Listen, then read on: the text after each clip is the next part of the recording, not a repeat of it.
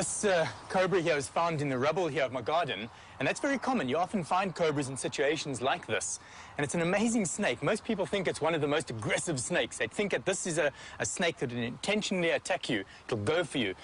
That's not aggression. That snake's merely trying to warn me off. It's standing up so that I can see it, and I'm supposed to now move away from it.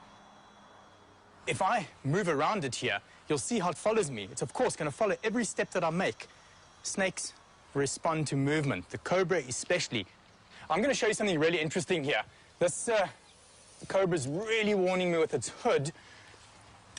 And if I grab it really gently and restrain it, hold it like this for a moment, once the snake feels that it's completely overpowered, once it feels that it cannot do anything else, that it cannot move away from me, cannot spread its hood, biting's not working, it may do something which is going to really interest you. It may pretend to be dead. And even if I move my hand over it, it's responding completely differently to the way it was a moment ago. Isn't that incredible? Snakes are so fascinating.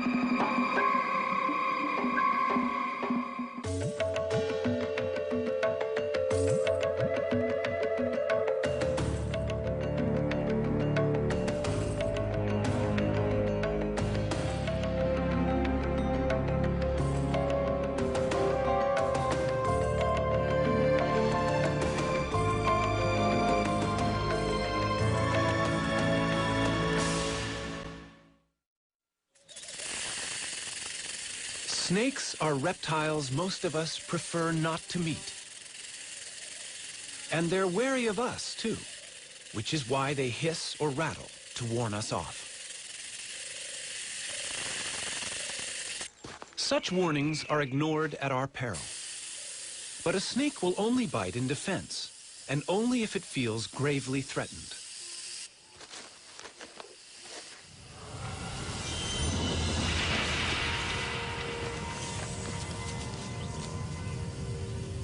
It's easy to imagine the snake as an aggressor, the snake in the grass, a deadly foe.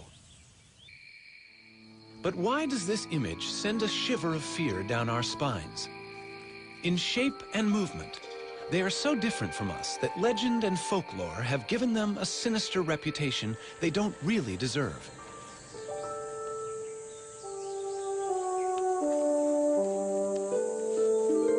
How can we understand an animal that smells with its tongue? Or that hears with its whole body, sensing vibrations? The hypnotic stare of its unblinking eye can seem as alien as its apparent rebirth through the shedding of its skin, sloughed off like a scaly ghost of itself.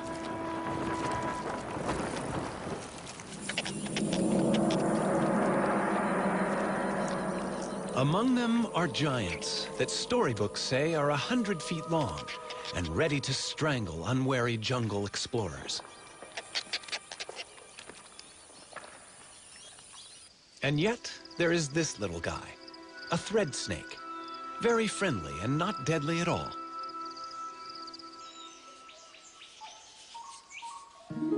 There is even beauty and grace in some as they go upon their bellies, silently through the trees. But where did snakes come from? An animal that looked much like some other reptiles alive today.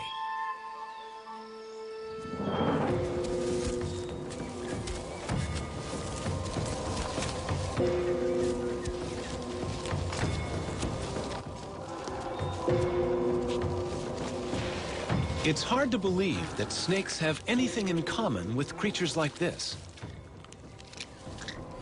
But in fact, every reptile descended from the same ancestor. This primitive ancestor led to two groups of animals, turtles and all other reptiles. All through the age of the dinosaurs and during the emergence of lizards, snakes were nowhere to be seen. But there were legless lizards, and it was from these that snakes evolved.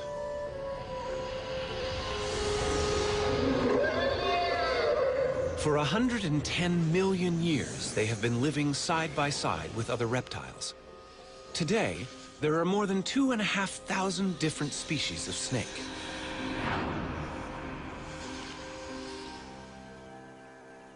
Hidden within their bodies, vestiges remain of the legs they lost. But snakes, with a skull, backbone, and a multitude of ribs, are able to move quickly in several ways. The serpentine crawl of the cobra. Most snakes move like this.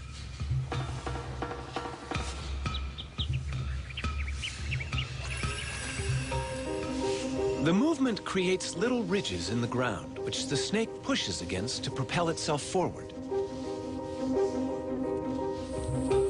When you're short and fat, like this puff adder, throwing cobra-style loops is impossible. Instead, the muscles act on the ribs. As the ribs move, the snake's scales grab hold of the ground, and with a series of rhythmical contractions, the snake rows along in the sand. The famous sidewinder favors the serpentine wave, and like the cobra, it can push itself against the ridges it nudges up in the sand. By moving sideways, it needs only 2 points of contact on the very hot sand. At any one time, most of its body is held in the air. Legs? Who needs them? There are different problems for a tree-climbing python in a rainforest. To reach across a gap, it can stiffen sections of its body, becoming its own ladder from branch to branch.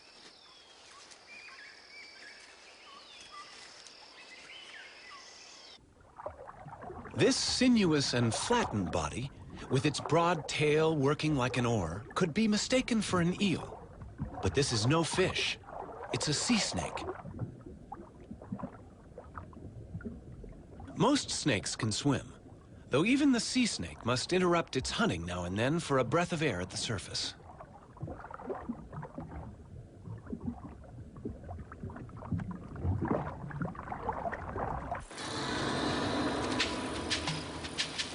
As hunters, in water or on land, snakes are silent and efficient killers.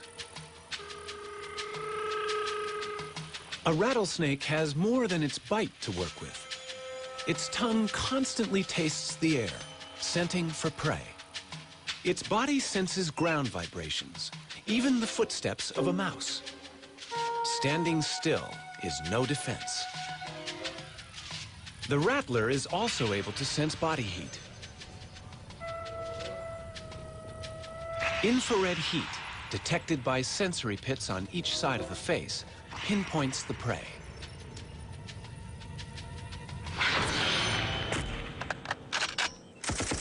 Their high-tech weaponry has been around long before ours. But in any combat situation, defense is as important as attack. This military training ground is home to 2 other opponents. The rare red cockaded woodpecker lives in this loblolly pine. Its enemy is a corn snake, whose tactics are to climb the tree and steal the woodpecker's chicks. The bird's defense is to peck at the tree, releasing its resin.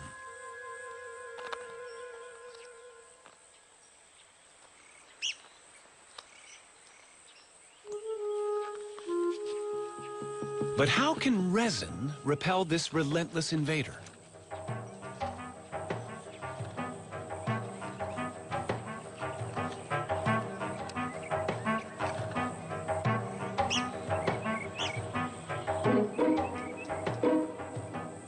It's getting close. Will the woodpecker's weapon really work?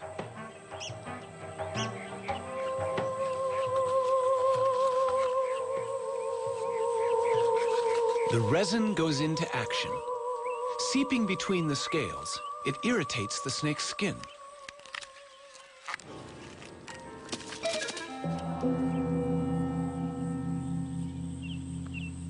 Woodpeckers won, corn snakes nothing. Australia, home to the most venomous snakes in the world. In these cane fields lives one of the most deadly. But why do snakes need venom?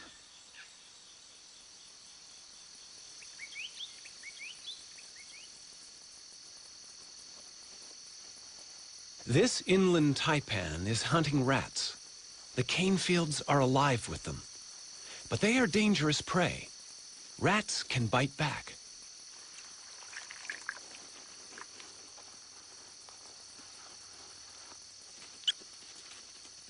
A snake's head contains all its sensory equipment: eyes, taste, smell, brain. And the head is vulnerable.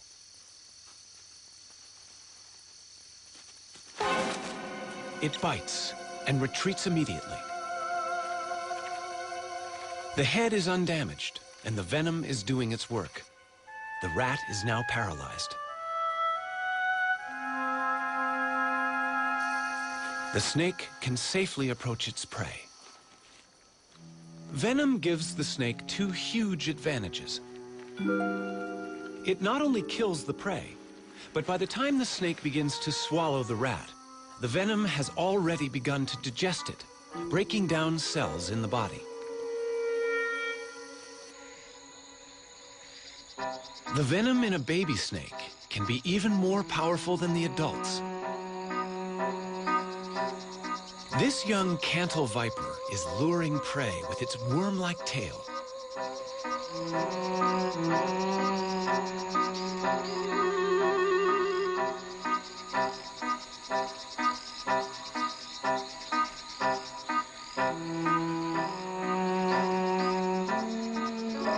The frog is deceived by the enticing movements.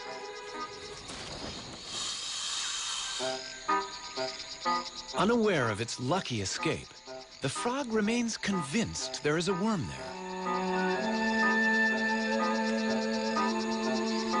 Amazingly, the frog seems unable to see the snake.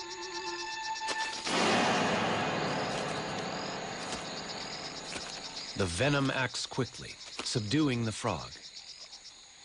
The young viper catches mainly amphibians, but as it grows older, the chemistry of its venom will change to suit other prey.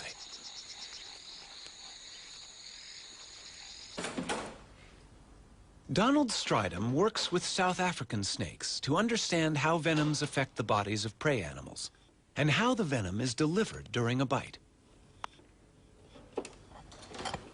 The snake that I've chosen here is a puff adder, and they've got the very long front-hinged fangs with a cytotoxin, a cell-destroying venom. I'm going to very carefully open up the snake's mouth and show you this mechanism. The snake doesn't like its mouth to be open. It's much like you going to the dentist and having your mouth prodded into. Now the fangs lie against the palate of the mouth. So if I just open there, you can hardly see the fangs. But if I now slip my stick just behind the fangs and get them forwards, you can very clearly see how they hinge. Now, the fangs are covered by a skin sheath here. I'm going to try and slip this sheath up so that one can see the naked fang. And there we have one fang nicely exposed. These fangs are hollow. They work like little hypodermic needles, so they inject venom through the fang into its victim. And in fact, you can see a tiny droplet of venom on the one fang there.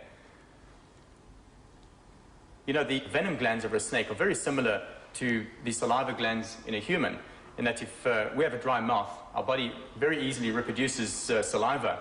And the mechanism with a snake is almost exactly the same, in that venom is never easily exhausted. Under normal conditions, the snake is never without its venom. A gaboon viper produces venom in huge amounts. It's a large, fat-bodied snake and needs to have a lot of venom to subdue large prey quickly. The viper is too slow to chase its victim. To inject such large quantities, the gaboon viper has the longest fangs in the world. Each is almost as long as a human thumb. That's quite a bite. Even a smaller bite is no fun. Venom is breaking down the cells inside this man's punctured leg.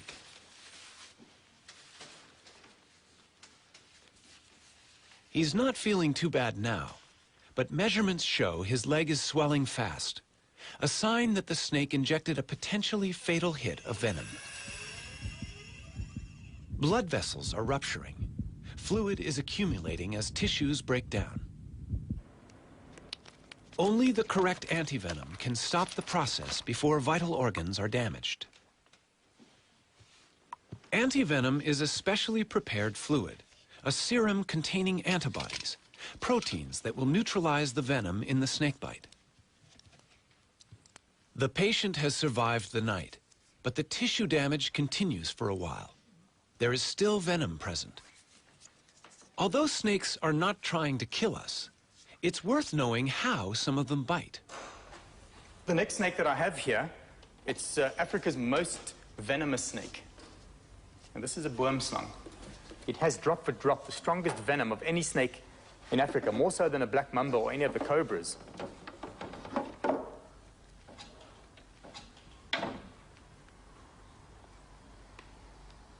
Most people think that a black-fanged snake can't bite onto a large part of your body. Most people think that the boomslang can only latch onto your earlobe or small finger. Whereas you can see here, this is not true, in that the whole head of the snake is divided in half by its mouth. And they can open that mouth up to about 120 degrees. And with the mouth that wide open, they could very easily bite you on the flat of your hand or the top of your leg, wherever it pleases. If you were bitten by this snake, you would literally bleed to death.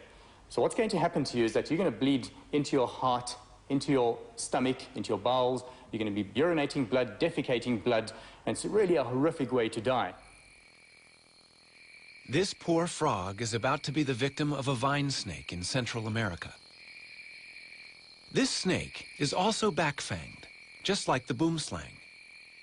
Fortunately for small prey, death comes quickly.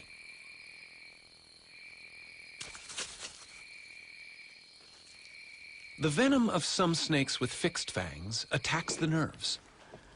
Now, the front fixed fang snake that I've chosen is a snouted cobra here. These fangs are much smaller than the front hinged fangs of an adder. Those fangs don't have to fold backwards. You see, they remain erect in the mouth. So the snake merely has to snarl its mouth and so inject its venom. And sometimes a mere scratch is enough to kill you.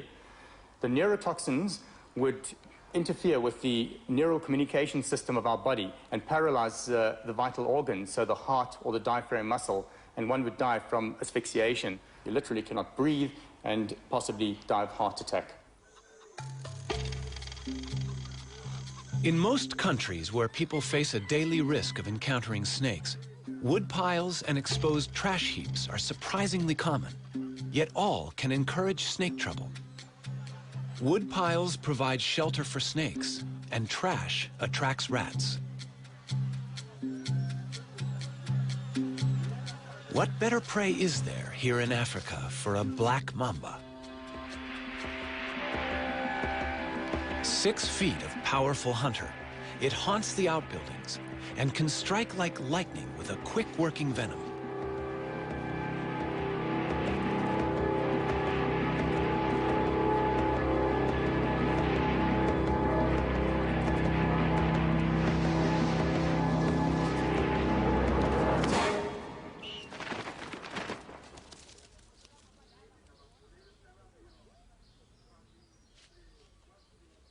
To a black mamba, this bungalow is just another place where food may be in good supply.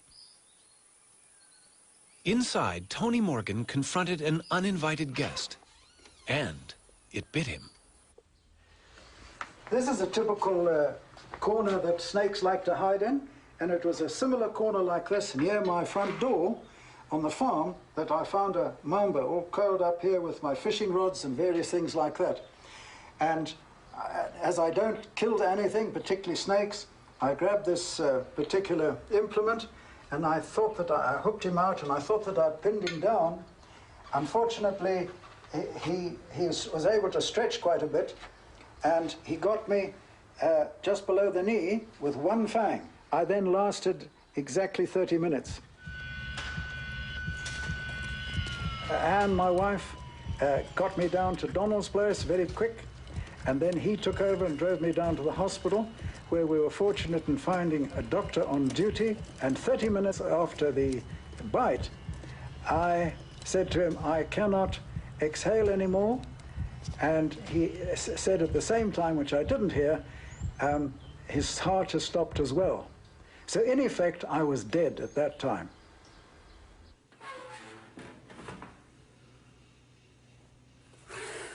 Bill Haast in Florida is the kind of person to whom Tony Morgan owes his life.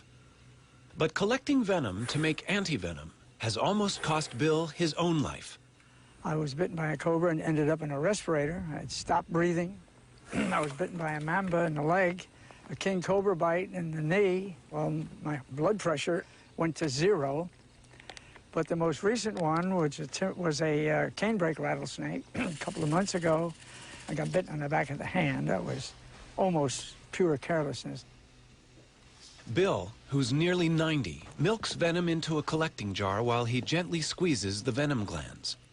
But how has he survived 168 bites?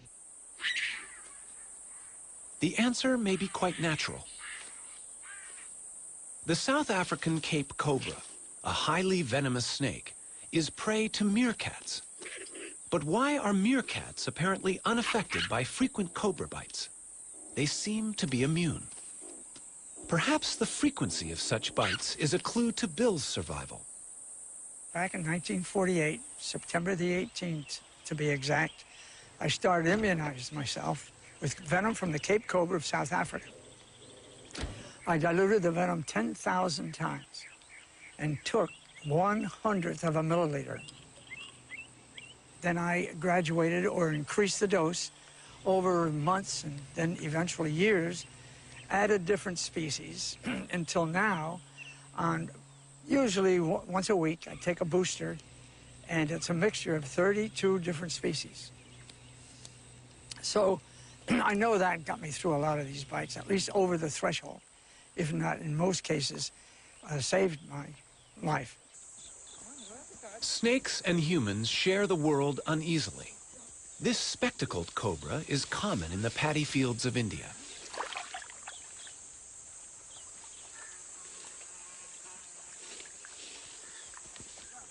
Every year, more than 10,000 people are killed here by snakebite. Antivenom is unavailable. For the same reason, snakebite is a major killer across Central and South America, Africa, and Southeast Asia. It's hard to arrive at an exact number, but at the lowest estimate, 50,000 people die each year.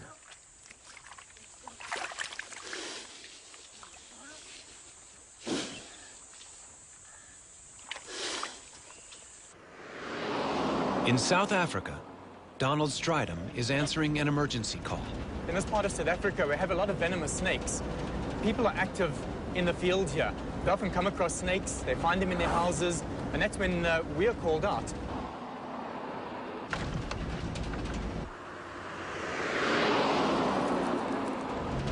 Seems to be the place over here. Lots of people standing around there. A snake in a house is a cause for local excitement, but the occupants have already followed the right emergency procedures. Everyone has left the house, and they've not only closed the door, but sealed it as well with a towel. Donald can be fairly sure that the snake is still inside. What I'm going to do here is have to put a visor on, because in a situation like this, it's very possibly a spitting snake. So I'm just going to get a few things that I need here.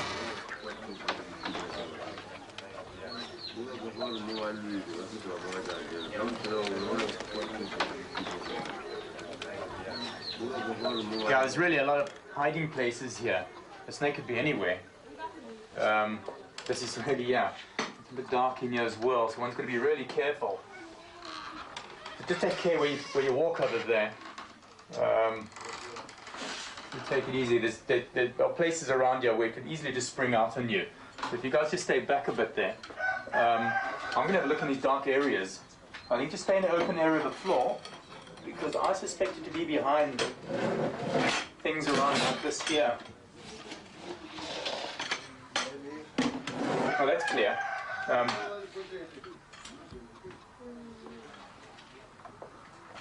You know, we could so easily find a mamba in a place like this. And these things are like coiled springs. I mean, once it feels that it's not hidden anymore, it could just come flying out.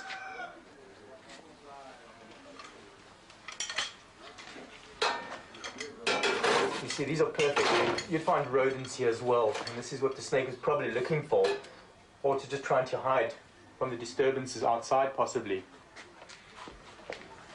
You know, this whole area is really, really good. Look at these mats under here. No, nothing there. You know, I don't know. Sometimes they even find an escape. They could actually maybe even get out from where the door is plugged out there. It could have pushed past there. But I think we just maybe should carry on looking. You know, it could also have climbed. I mean, these walls are pretty rough up here. I could take a look somewhere up here.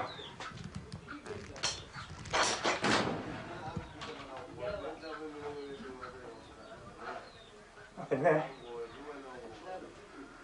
Well, whoops, there's something up there. There's something in the corner over there.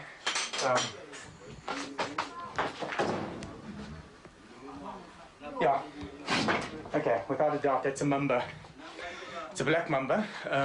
There's a piece of coil just around between the roof and the wall there. We know that mambas are very, very poisonous. I mean, if this bites us, we're quite far from a hospital now, so we've got to be really, really careful. And if you can just stay in the furthest corner away from me there, just out of my way, I'm going to bring it down and just get it straight past you outside, and then deal with it, get it into the bag.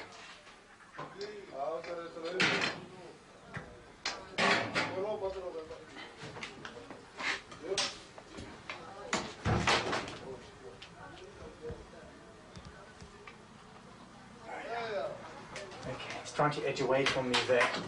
It heads out again.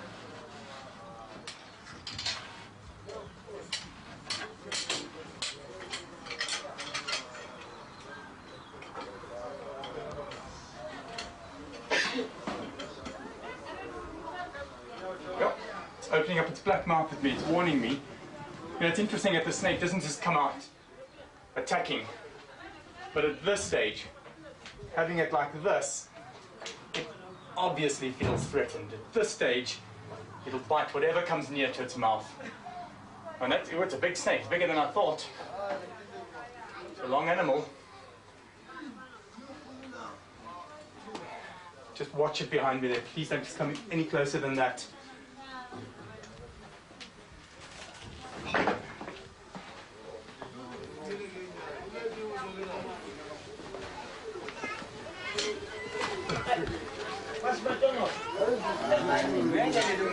You know, the snake's obviously hyped up now, and whatever touches it through the bag, it's going to bite. And you can see through the bag here.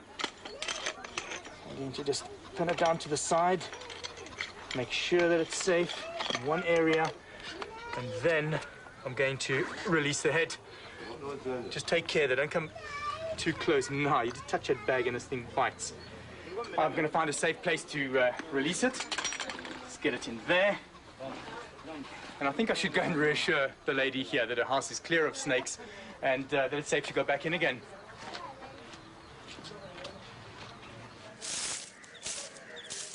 Housewives in India are troubled by snakes as well.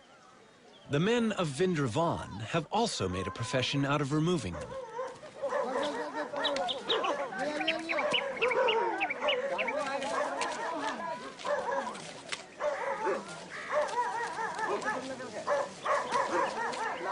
He's not going to let this cobra go free.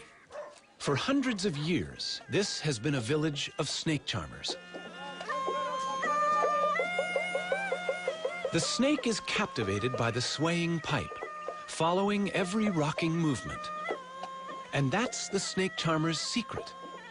The music plays no part. It's probably too high a frequency for the snake to appreciate. It has no eardrums. Sound vibrations are perceived only by way of the skin, muscle, and bone.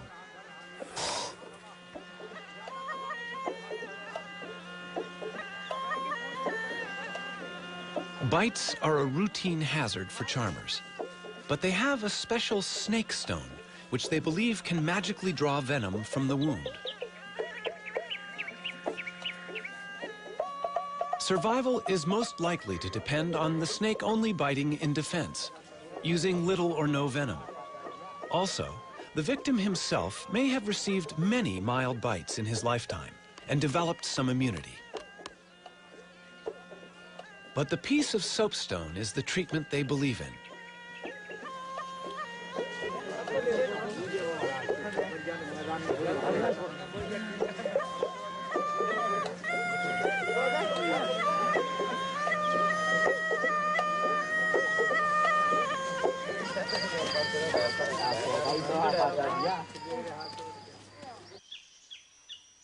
This baby cobra in Africa is one snake that no snake charmer would ever use.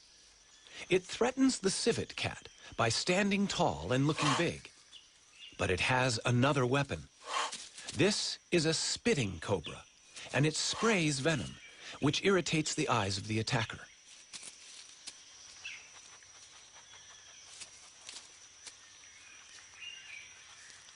It's not lethal, but it works.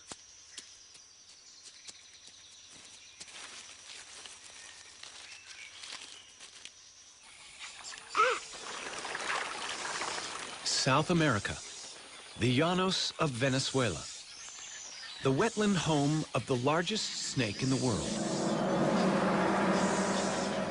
the anaconda. This giant has no venom at all. To capture prey, it relies on muscle power, coiling around its victim and squeezing the breath out of it. And a large snake needs large prey. The biggest rodent in the world fits the role. A capybara, the size of a pig, is fairly easy to ambush as it bathes in the warm waters.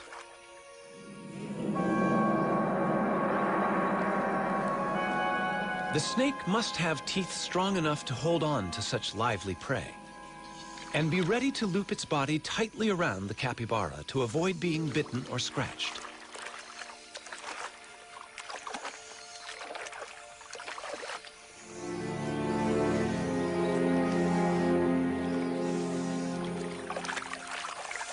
The anaconda, the most powerful of constrictors, moves in.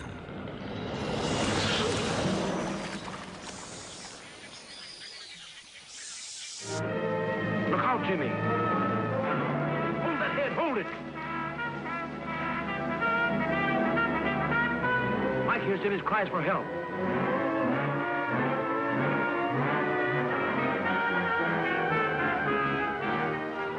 Jim is black in the face, almost done for. To be safe, the actor needed to know exactly how a large constrictor kills, just as Donald Stridham does.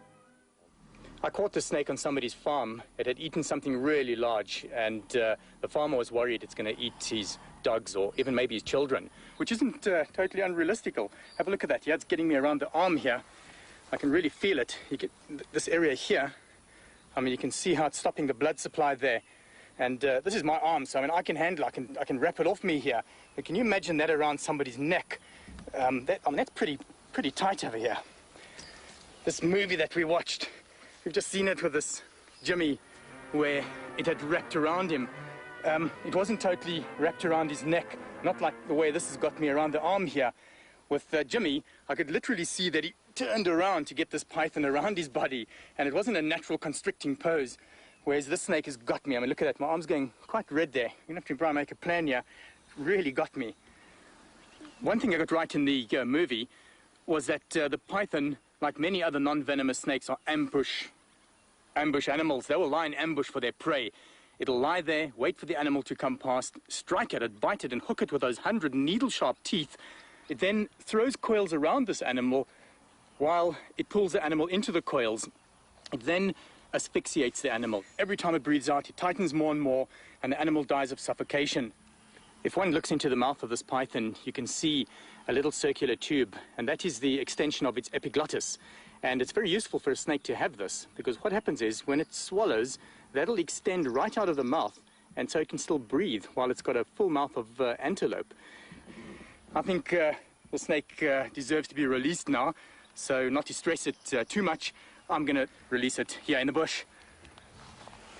And this looks ideal here. And as soon as I let the head go, that's it, I can feel the coils have immediately relaxed on me there. And the snake just wants to get away, straight into the bush there. Wow, look at that arm. This arm's gone really quite red there. What a relief to have that off. This is great. I love letting snakes go back into the bush. It's such a nice feeling. You can do something for them as well. It's a nice feeling for me, and hopefully for the snake.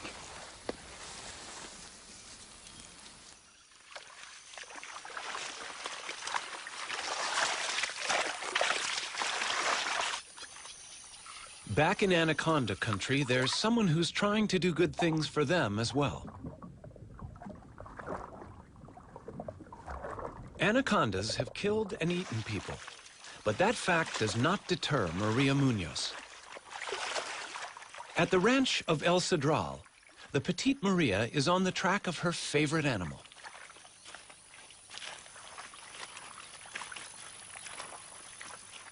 She works with her assistant, Ramon. A snake longer than 10 feet always requires 2 people for safe handling. ¿Cuántos machos tenemos? How many males do we have? It's the breeding season for anacondas, and Maria recognizes this group as small males. She hopes they will lead her to the much larger females somewhere nearby. The males are placed in bags to keep them out of the way. Bueno, burbuja. The female they find is 13 feet long. Voy. Maria uses a trick to calm it down. No. She dips its head in the mud so it can't see. She was very quiet. Y le vas a poner en la cabeza. Beautiful. For several years, Maria has been studying how anaconda populations here live and vary. The tail. I would like to know is new one or she had a mark. Let me see the clock. Good. It's a new female for us. That means there are more than 900 anacondas, green anaconda in this ranch. Before Maria began her work, no one knew how many anacondas could live here. Now, by taking blood samples for DNA, she is also getting some idea about how they are related. But of course, she still needs to know how long these giants are. Her personal best is nearly 20 feet, about 10 feet short of the world anaconda record.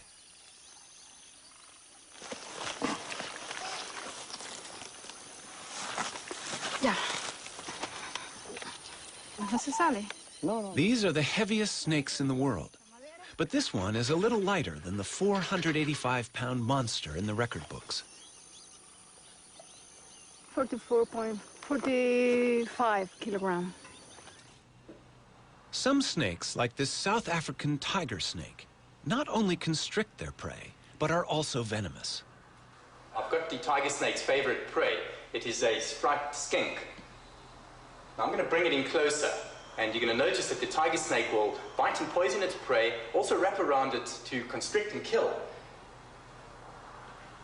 Now this is of course a dead skink, so I'm going to move it around so that the snake thinks that it's alive.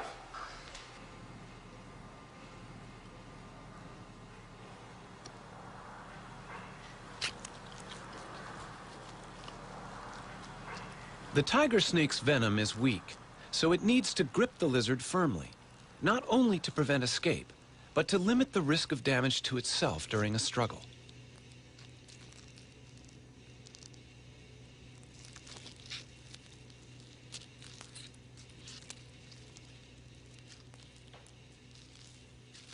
Even more remarkable is an African egg-eating snake's ability to get its mouth around an egg. All snakes can eat meals bigger than their heads. They simply open very wide, and then ligaments allow the lower jaw to expand. Still, the egg cannot be crushed until it reaches special bones in the spine, which can pierce the shell.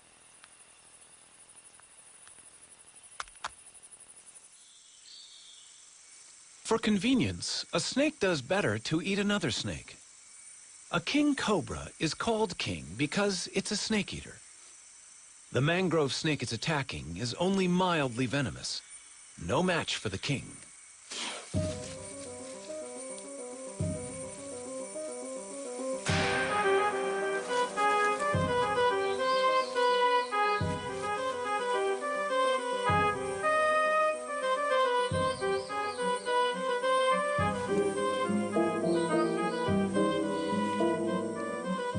It's not easy for the king to judge exactly how long this meal is.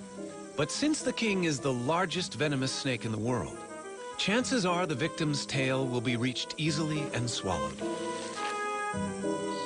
It's good to be the king.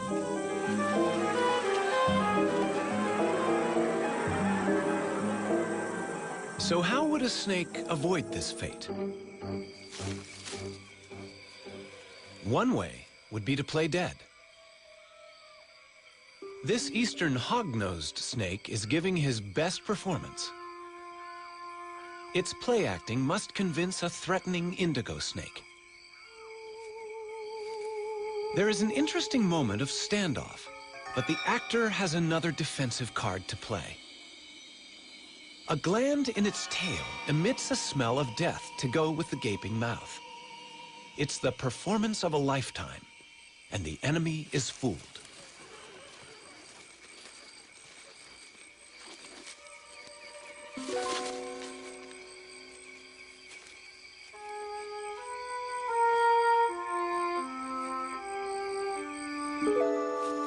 A snake that looks dangerous can keep predators away. Red next to yellow will kill a fella is a useful rhyme about a coral snake. It is venomous. Red next to black is a friend of Jack is true for a milk snake. It mimics warning colors and only pretends to be dangerous. A pretend head keeps the real head of a Calabar ground python safe. The real head has a tongue that gives it away. But the deception can be good enough to cause a predator to attack the tail by mistake. And a tail is not a vital organ.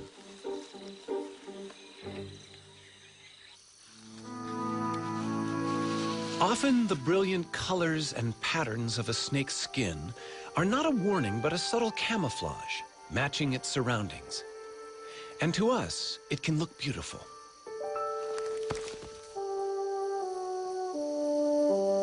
Scales come in endless varieties of shape and structure.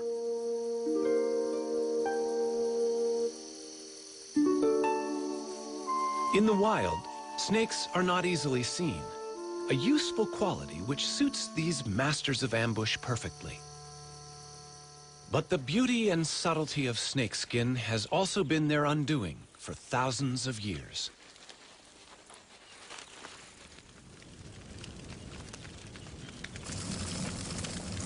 Fire is traditionally used by hunters in Cameroon to expose the hiding places of aggressive rock pythons.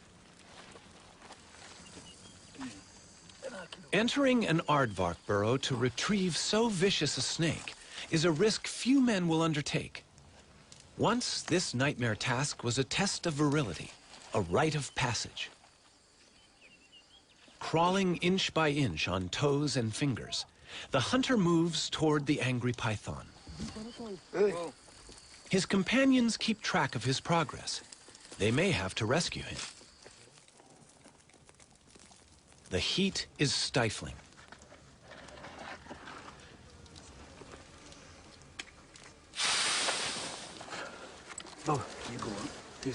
The hunter must squirm back through dust and biting ants, dragging 100 pounds of python.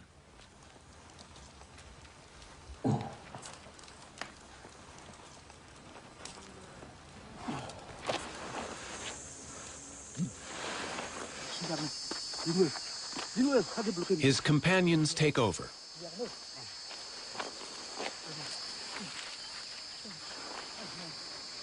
These are the last of the python hunters left in Cameroon. Firearms have made it easier to kill other animals for food and skins. But the meat on this snake in former times would have been essential, and its skin a profitable result from such horrific effort.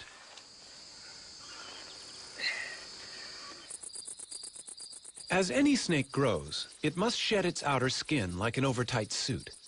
The new scales revealed are at their best. The cast-off skin is discarded, and with it also go most of the parasites that have attached themselves to the snake.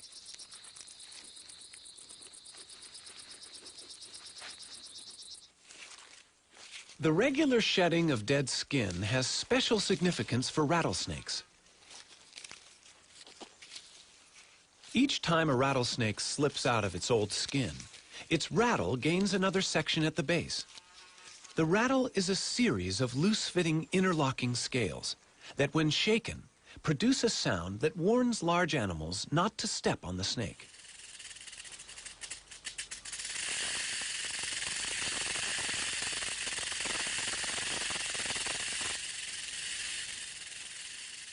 Although only a warning, the rattle has been the snake's downfall. Their noise makes them easy to locate, and as a result, tens of thousands are killed every year. I hate rattlesnakes. J.P. Jones sees rattlesnakes only as potential killers of people and livestock. He's hunted them since he was a boy. But recently, he's finding it harder to find them. He simply can't hear them, even with the listening apparatus he designed himself. There are rattlers around, but many are becoming quieter. Ruthless hunting is exterminating the loudest, and a greater proportion of snakes with weak rattles are living and breeding. Not having a loud warning, of course, makes a snake even more dangerous.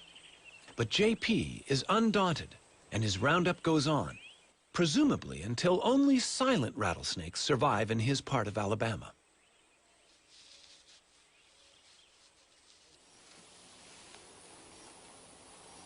Yeah, I've been doing this for a long time. 78 years old, but I still enjoy it. Getting rid of snakes anywhere is never the good idea it might seem. Farmers in Vietnam didn't value the many snakes that once lived in the paddy fields until they vanished. The snakes were trapped for food, and the rice crop was attacked by rats.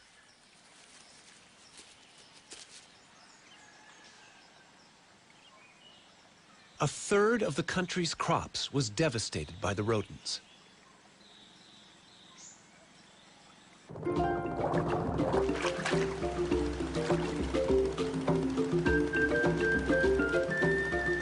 Only the return of natural predators, such as pythons, could save the farmers' livelihoods.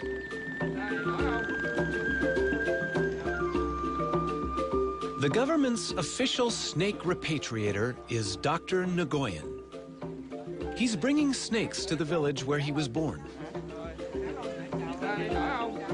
And he knows how important it is that children, as well as the farmers, realize how essential these harmless snakes are to their future.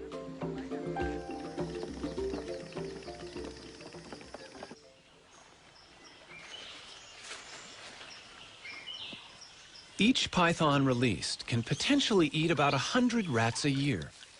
Dr. Nguyen will release 20, among them females, that could each have 20 to 80 baby pythons a year.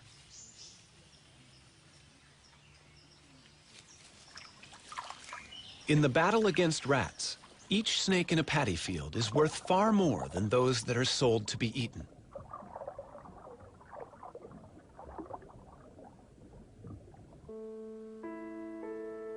The snakes in our world can be partners in our survival.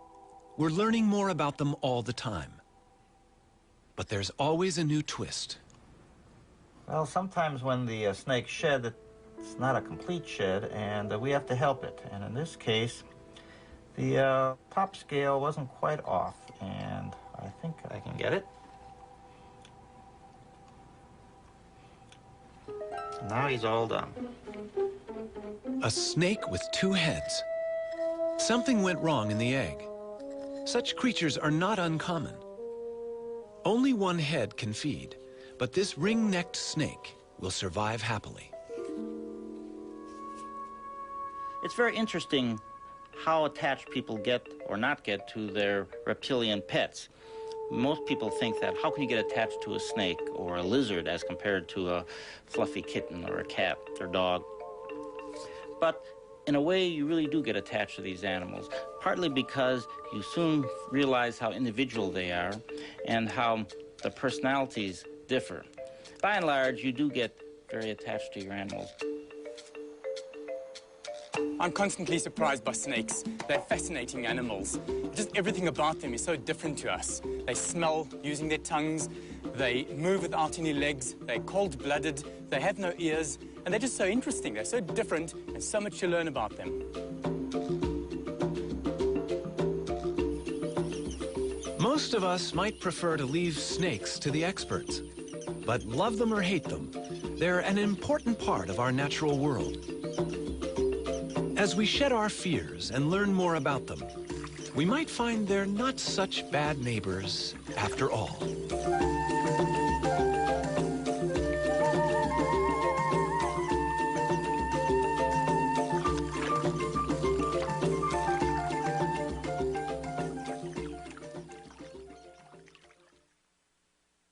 To learn more about what you've seen on this nature program, visit PBS online at pbs.org or America Online keyword PBS.